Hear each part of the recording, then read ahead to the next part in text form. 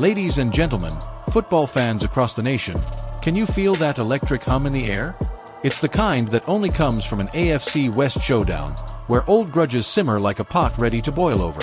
Picture this, the silver and black of the Las Vegas Raiders, born from the gritty streets of Oakland back in 1960, now calling the dazzling Allegiant Stadium home since that bold 2020 move to Sin City. And staring them down? The Denver Broncos, those high-altitude warriors with 3 Super Bowl rings glinting under the mile highlights.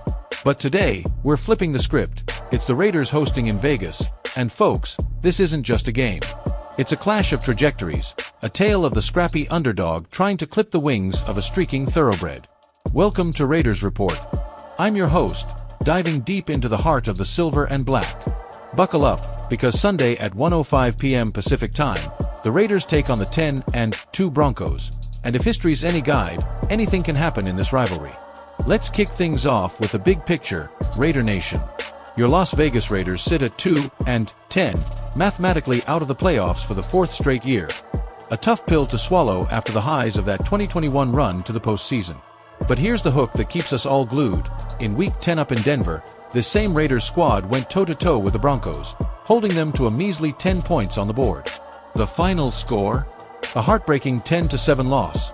Yeah, but think about that defense. Max Crosby and his band of brothers breathing down Bo Nix's neck all day, sacking him twice and forcing 3 turnovers that had Broncos fans sweating bullets. For most teams, that's a victory lap. For the Raiders, it's a statement. Now, with nothing to lose but pride, they're back home under the shadow of the Sphere, ready to flip the script and maybe, just maybe, hand Denver their first loss in 10 games. The Broncos, they're scorching hot, winners of 9 straight, nipping at the heels of the New England Patriots for that coveted #1 AFC seed. But as Sean Payton knows all too well, this division eats the overconfident alive. The Raiders aren't just showing up, they're spoiling for a fight. Now, let's zoom in on the main event, that tactical chess match we're all dying to dissect. At the epicenter, Max Crosby, the 28-year-old beast from Eastern Michigan, who's been the heartbeat of this Raiders defense since they snagged him in the 4th round back in 2019. Mad Max, as they call him, 6'5", 265 pounds of relentless fury, has already racked up 8 sacks this season, leading the team and sitting pretty in the top 10 league-wide. Remember his breakout year in 2021? 14 sacks as a second-year pro, earning him a Pro Bowl nod and inking that monster 4-year, $98 million extension. He's the modern-day heir to the Raiders' defensive throne, channeling the spirit of Howie Long, that Hall of Famer who terrorized quarterbacks in the 80s with his signature head slap and unyielding motor. Crosby's not just stats, he's soul. In that Week 10 thriller, he logged 3 tackles for loss and a forced fumble that nearly swung the game. And get this, Broncos coach Sean Payton, drawing from his own wild coaching playbook, compared Crosby to that one oversized kid dominating 6th grade pee-wee ball. Payton, suspended for the entire 2012 season amid the infamous Bountygate scandal with the Saints. You know, that pay-for-pain mess that rocked the NFL, spent his exile coaching middle schoolers. I had the DVDs of the opponents, Payton quipped this week, and there was always that one kid who could destroy the game. It's the same as Max Crosby. One kid driving to practice with a beard, while the rest are all 6th graders. So, how do we make sure this kid doesn't ruin everything? Hilarious, right? But it underscores the fear factor.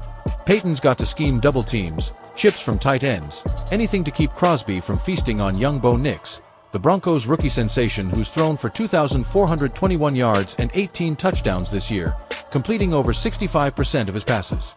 Nix, the number 12 overall pick out of Oregon in 2024, has that dual-threat magic, scrambling for 400 yards already.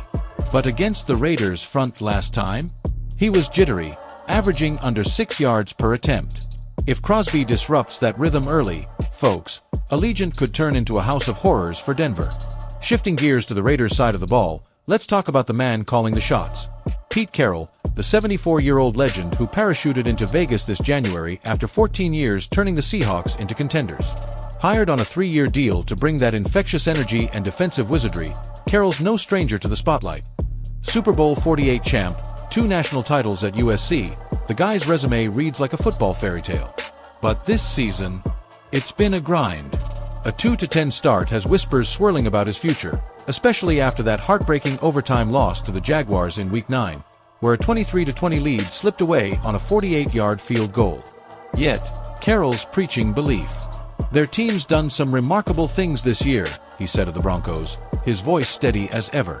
"Remarkable games, comebacks, finishes. We respect that.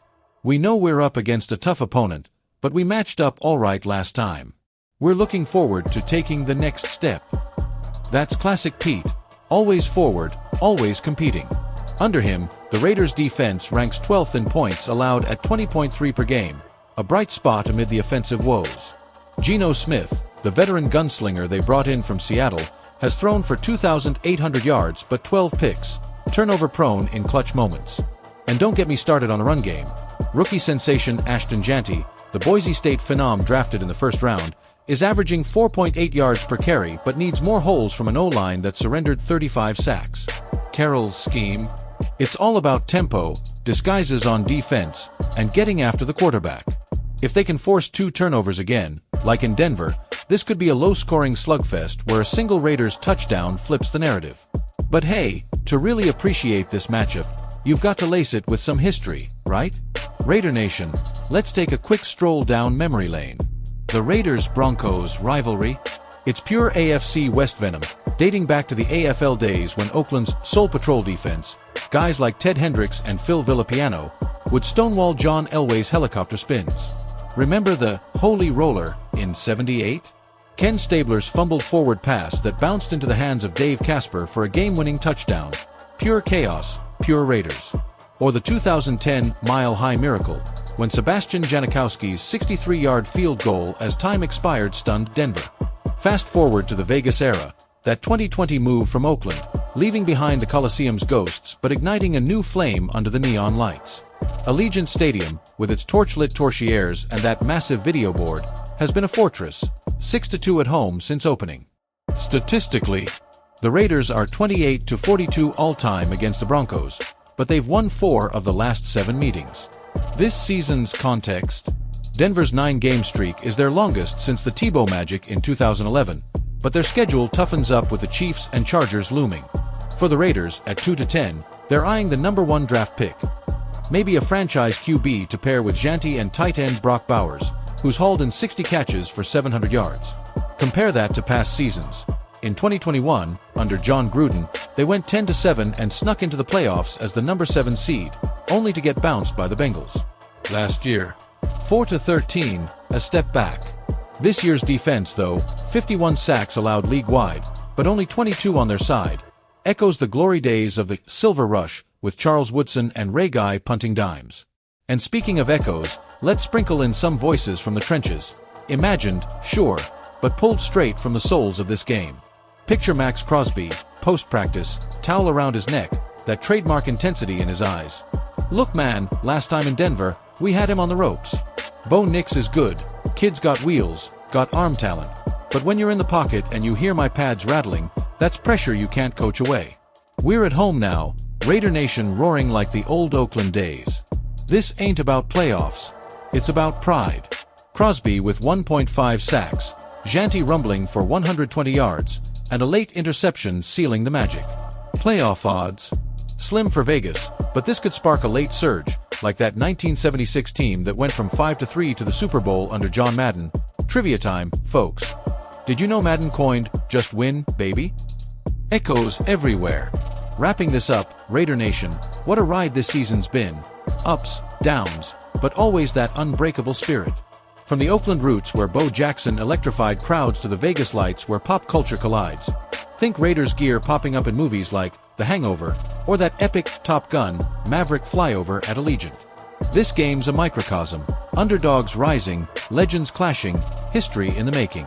So grab your black hole jerseys, fire up the tailgates, and tune in Sunday. Will the Raiders crash the party? You bet we're watching. Stay passionate, stay silver and black. I'm signing off, but the action never stops. Just win, baby.